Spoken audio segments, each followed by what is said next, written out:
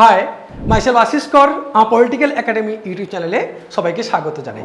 আজকের আমি মূলত আলোচনা করতে চলেছি যারা ক্যালকাটা ইউনিভার্সিটি থেকে তোমরা পড়ছো গ্র্যাজুয়েশনে রাষ্ট্রবিজ্ঞান বিষয়ে, তাদের ফোর্থ সেমিস্টারের CC9 অর্থাৎ কোর কোর্স 9-এর যে পার্ট রয়েছে, তোমাদের ইন্টারন্যাশনাল রিলেশনের যে পার্টটা রয়েছে, সেই পার্টে তোমাদের এবছরের জন্য কি কি গুরুত্বপূর্ণ প্রশ্নগুলো পড়বে সেই প্রশ্নগুলো নিয়ে আজকের আলোচনা করব।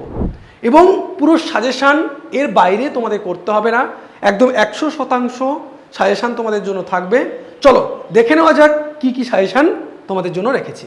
মডিউল 1 এবং মডিউল 2 তোমরা জানো দুটো পার্টে আমরা ভাগ করি। এই মডিউল 1 এবং মডিউল 2 এর তোমাদের কি কি প্রশ্ন রয়েছে? প্রথম প্রশ্নটি রয়েছে একবিংশ শতাব্দীর আন্তর্জাতিক রাজনীতিতে সার্বভৌমত্বের প্রশ্নে বিশ্বায়নের গুরুত্বপূর্ণ প্রভাবগুলি সংক্ষেপে আলোচনা করো। Discuss in brief the major impacts of globalisation on the question of sovereignty in the international politics of 21st century. তোমাদের এই প্রশ্নগুলো কিন্তু সবথেকে গুরুত্বপূর্ণ, বাংলা মিডিয়াম এবং ইংরাজি মিডিয়াম উভয় মাধ্যমের জন্য প্রশ্নগুলো তৈরি করার চেষ্টা করেছি।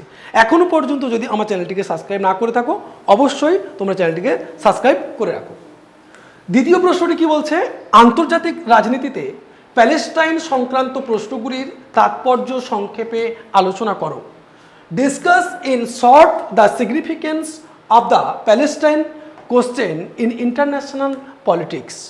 3 নম্বরে কি প্রশ্ন রয়েছে? 3 নম্বরে যে প্রশ্নটি রয়েছে, ব্রেক্সিট পরবর্তী সময়ে ইউরোপিয়ান ইউনিয়নের সংশ্লিষ্ট উল্লেখযোগ্য বিষয়গুলি আলোচনা করো। ভবিষ্যতের, তার সাথেই রয়েছে ভবিষ্যতের আন্তর্জাতিক রাজনীতিতে ইউরোপিয়ান ইউনিয়নের সম্ভাব্য ভূমিকা সম্পর্কে তোমার মতামত কি?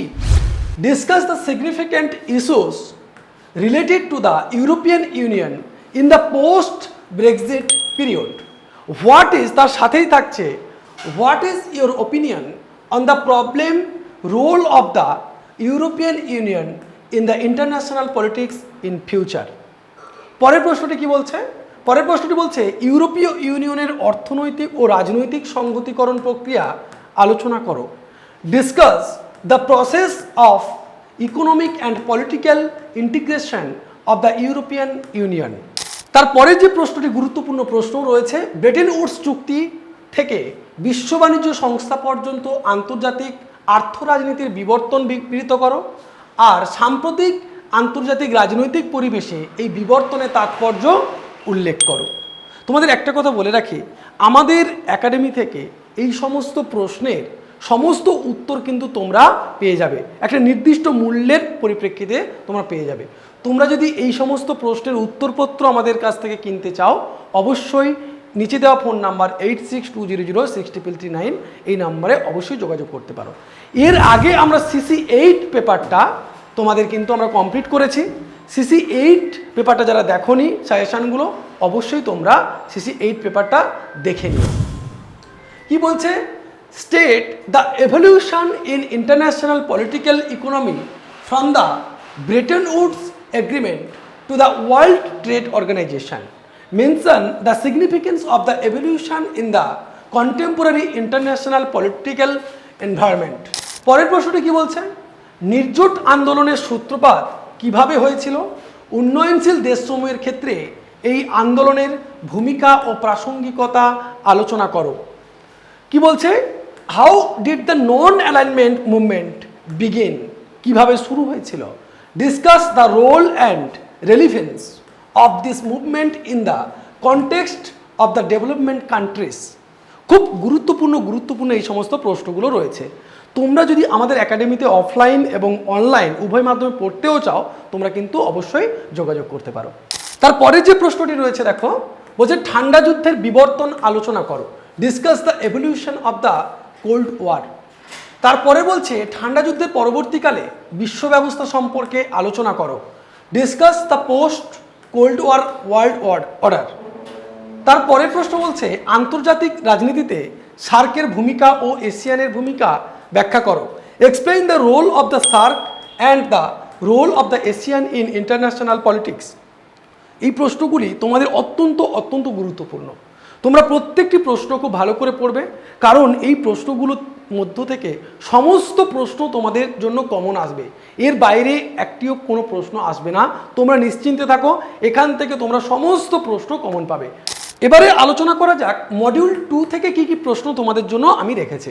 মডিউল 2 থেকে যেটা রেখেছি, ভারত এবং বাংলাদেশের পারস্পরিক সম্পর্কের বিবর্তন আলোচনা করো।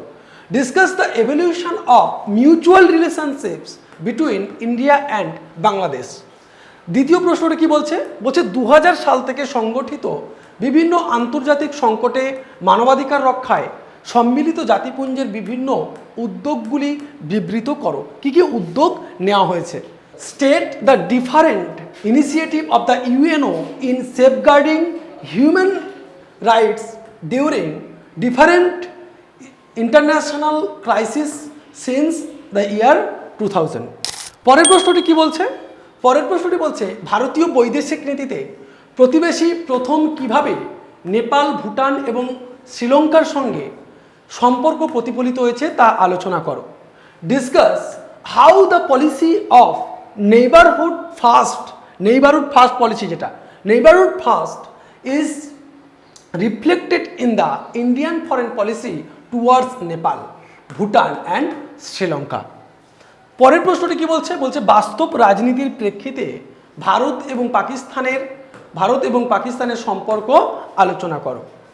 Discuss the relations between India and Pakistan in terms of real politics. পরের প্রশ্নটি বলছে, আন্তর্জাতিক শান্তিরক্ষা ও নিরাপত্তার ক্ষেত্রে নিরাপত্তা পরিষদের ভূমিকা পর্যালোচনা করো। Analyse the role of the Security Council in the maintenance of international peace and security. পরের প্রশ্নটি বলছে, ভারত ও শ্রীলঙ্কার পারস্পরিক সম্পর্কের বিবর্তন আলোচনা করো। Discuss the evolution of relation between India and Sri Lanka. এই প্রশ্নগুলি তোমাদের জন্য কিন্তু অত্যন্ত গুরুত্বপূর্ণ, ভালো করে এই প্রশ্নগুলি করার চেষ্টা করবে। একদম শেষ যে দুটি প্রশ্ন তোমাদের রয়েছে, বলছে সাধারণ সভার গঠন ও কার্যাবলী আলোচনা করো।